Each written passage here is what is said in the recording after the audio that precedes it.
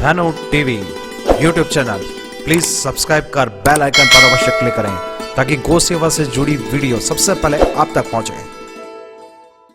Doctor सलाह देता है जब खून की कमी होती है तो कि ई बाई के तो खून कम है, इन्हें बेड रेस्ट कराओ, काम नहीं कराओ। बोलो बेड रेस्ट के लिए बोलते हैं कि नहीं बोलते हैं? बोलते हैं। अब जो बहन गाय माता का दूध नहीं पिया इसलिए उसके शरीर में खून की कमी है। कुछ माताएं पीती लेकिन उसमें चाय डाल करके पीती है, पत्ती उबाल के, तो वो तो जहर बन जाता है। दूध में अगर आप चाय की पत्ती डाल रहे हो तो उस दूध को पीने से कोई फायदा नहीं है बल्कि नुकसान पक्का होगा। गर्भवती नारी को तो चाय पीना दूर, चाय को देखनी भी नहीं चाहिए। 9 महीने वैसे तो जीवन भर नहीं पियो तो बढ़िया। मेरी तो प्रार्थना यही है कि जब से चाय बढ़ी है तब से गाय घटी है। नहीं पियो तो ज्यादा बढ़िया, लेकिन गर्भावस्था में तो पीनी ही नहीं चाहिए, दूध ही पीना चाहिए। तो सलाह क्या दी कि बेड रेस्ट करो। अब खून की कमी है तो बेड रेस्ट करना पड़ेगा। और जो नारी 9 महीना बेड रेस्ट ही करेगी, काम कुछ भी नहीं करेगी, तो टाइम पास करने के लिए दादी जी क्या करेगी फिर?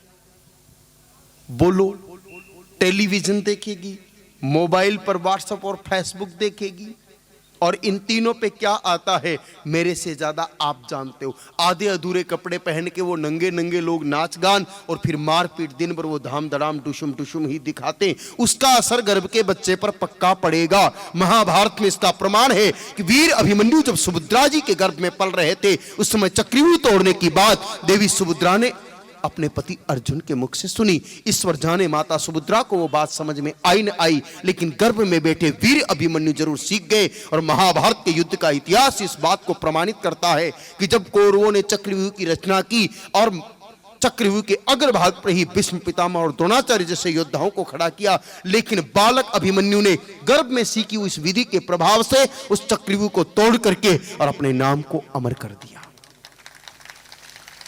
याद रखना मेरी आदरणीय माताओं, जो चीज आप गर्भ में सिखा सकती हो वो तो दुनिया की कोई एजुकेशन सोसाइटी नहीं सिखा सकती, ना कोई साधु सिखा सकता है।